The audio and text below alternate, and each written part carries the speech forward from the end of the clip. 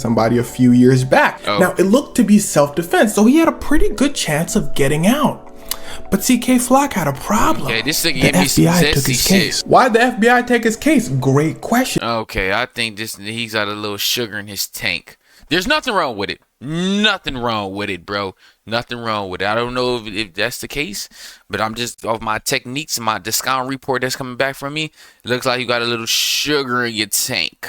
Want you to shake that ass. Police shutting down the party, so they twerking on the grass. Man, just look at all these hoes, they dropping low and doing split. She won't come and hang around with MDS, cause we the shit. Can't put trust inside nobody, so I'm clutching on the stick. I got a freaky hoe from Euclid, say she gon' show me a trick. What up, NDS gang, man? We back with another motherfucking reaction video, man. We got why Kay Flock is staying in jail forever. I'm not too familiar with Kay Flock and his technique. I'm not really into the New York drill scene and how the rap music is going on right now. So I guess he's gonna inform me about what his technique is and why. I don't even know why he in jail. Why is he going to be in jail forever? But y'all know we don't do too much talking to me. Getting straight to the motherfucking video. Let's go. The Bronx, home of Kai Cenat, Neil deGrasse Tyson. Who the fuck is that? And Kay Flock. Now, if you don't know, Kay Flock is a rapper who got arrested for somebody a few years back. Now, it looked to be self-defense, so he had a pretty good chance of getting out. But see, Kay Flock had a problem. Okay, this nigga the gave me some FBI took sexy his shit. case. Why'd the FBI take his case? Great question. Okay, I think he's got a little sugar in his tank. There's nothing wrong with it. Nothing wrong with it, bro. Nothing wrong with it. I don't know if that's the case, but I'm just off my techniques and my discount report that's coming back from me. It looks like you got a little sugar in your tank. Little sugar. Ooh, hold on. No, don't move. Oh, sugar in the tank. That's just the technique I'm getting. Like, you just got a little sugar in the tank, but there's nothing wrong with it, bro. Just be yourself. Be yourself. Because Kay Flock is not just an ordinary rapper. I forgot to tell you something. You see these gentlemen around Kay Flock? Well, let's just say the FBI has an interest in them too. Now, we're getting ahead of ourselves. To understand this, let's go back to when Kay Flock started his career. So like I said, he's from the Bronx, and the Bronx can be considered a very dangerous borough of New York. So Kay Flock and his two friends started doing some unsavory things when they were young. In fact, they're still young now. Kay Flock, I believe, is 21 years old. Damn. And their ages are actually a very important part of this story, because people much younger than you think start gangs and are involved in gang activity. To put it into perspective, I just saw a dude in the Bronx say, my OGs, the people above me, like the older people, I look up to them and they always look out for me. They're 18 and 19 years old. Wow. This is especially true in the Bronx, where it's considered everybody versus everybody. In fact, Kay Flock and his friends called themselves EBK. Everybody.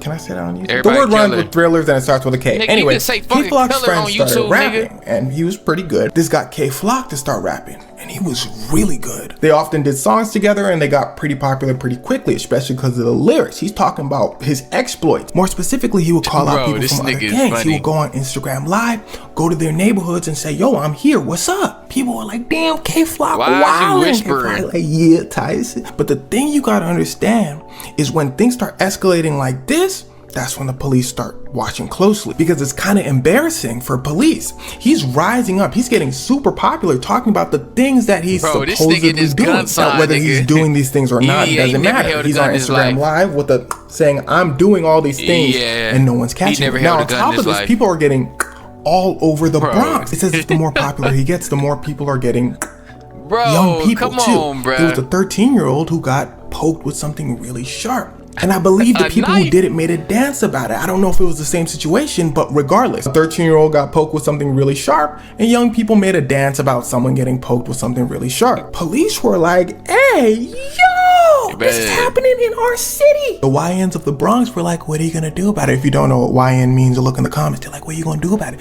Police were like, we gonna wait till one of y'all slip up. One of them slipped up, and that was Kay Flock. Now, he didn't technically slip up. I need you to listen closely. He's walking down the street one day with his sister, and this nigga telling the story like we his students. This nigga's telling us the story like he's a teacher in the suburbs or some shit. Niggas like, nigga, say the words, nigga. You not gonna, nigga, ain't nobody finna check your video now. It's way more worse shit on YouTube than somebody saying killing. Like, bro, they talking about you need to listen up. Nigga, we not your stewards, nigga. Sister's friend. He's wearing an expensive outfit. He's like, yo, I'm out in the city wearing an expensive outfit. Nobody could touch me. He's doing that Instagram thing again. Cool. Somebody's in the barbershop saying, hey, yo, this is my street. He sees Kay Flock walking down the street. Bro, why he start whispering, bro? What the fuck? Steps outside, but it seems he wasn't ready for the action because 5 seconds later he gets...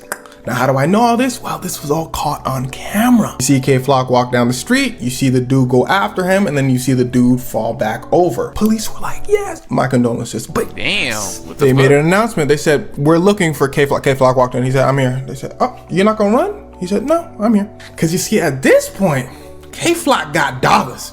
He's on top of the charts. Well, maybe not on top of the charts, but he's making money. Anyway, when you're making money like this as a rapper, something I want you to remember is your record label is gonna have your back because you make them money. So you're gonna get the best lawyer. And we see this time and time again with a bunch of rappers. Why does this happen so often? Well, we'll talk about that in a second. For now, Kay Flock's lawyer walks in and says, so often.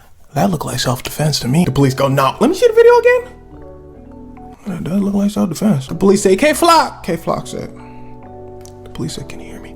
The lawyer said, yeah, he can hear you, but I speak for him now, so what's the problem? The police said, okay, bet, because see, they had a plan. Now, remember how I told you all that unsavory stuff was happening in the Bronx because of all the young people? Well, they decided to basically pin this whole thing on Kay Flock. Like, make him the face of everything wrong with the Bronx because he's the most popular person and he just somebody. Now, this wouldn't happen in any other city. Any other city, things would probably go normal, but in New York, they have an image to uphold, and they do this with everything. You guys remember the mob, the mafia? Well, the city of New York went to extreme measures to wipe them out because New York is very extreme when it comes to their image. Their plan was to get some help from the FBI, but the thing is, FBI investigations take a very long time. They got to give Kay Flock a trial for what he just did. So police began to stall because if they take Kay Flock to trial now, he's probably going to get out. It looked like self-defense, right? So the FBI begins to really dig deep into Kay Flock's alleged gang. And why they were doing this is because they were going for the same strategy that worked on Young Thug, Casanova, Fetty Wap, a bunch of rappers,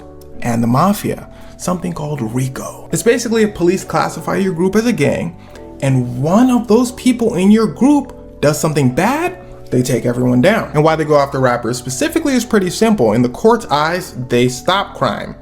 Rap music a lot of times is about crimes. If that rapper actually commits a crime or has committed a crime in the past, the courts don't want it to slide because it's a bad look for them. This person's making millions of dollars saying, I did this, that, and that. The courts are like, I was supposed to stop this, that, and that. Oops. Anyway, at this point, Kay Flock was in jail for like a year and some change. His lawyer's like, okay, you guys either need to do a trial right now or let him out. The police are like, oh, don't talk to us, talk to them. The FBI walked in and said, what's good? The lawyer said, damn. So the FBI charged Kay Flock and 7 people he was associated with a RICO charge, saying Kay Flock is the leader of a gang and they have a list of charges. Most notably that charge we just talked about when Kay Flock, that person, and another attempted charge. The FBI and the police hate to lose, but the beauty of a RICO charge is you arrested multiple people. So if one of those people cracks, you're good. And basically how a RICO charge works is anyone in the group that you're arresting, if they've committed a crime, you can bring him in, no matter how small. Gunna in the whole YSL Young Thug trial thing, they brought him in for, I think it was like parking tickets or something like that. They tell him, hey, you're gonna go to jail for 100 years. Gunna like, for parking tickets, y'all tripping. They say, no, because you're part of the YSL gang.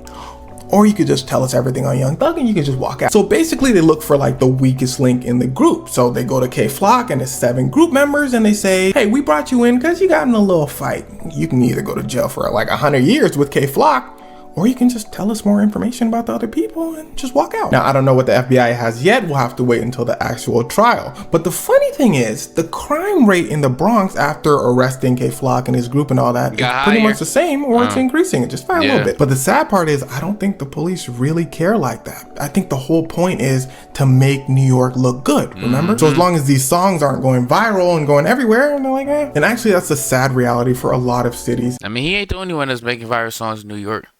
But yeah, make sure to like, comment, subscribe, man. MDS Gang, y'all know the biggest up and coming, man. We out. Want you to shake that ass. Police shutting down the party, so they twerking on the grass. Man, just look at all these hoes, they dropping low and doing split. She won't come and hang around with MDS, cause we the shit. Can't put trust inside nobody, so I'm clutching on the stick. I got a freaky hoe from Euclid, say she gon' show me a trick.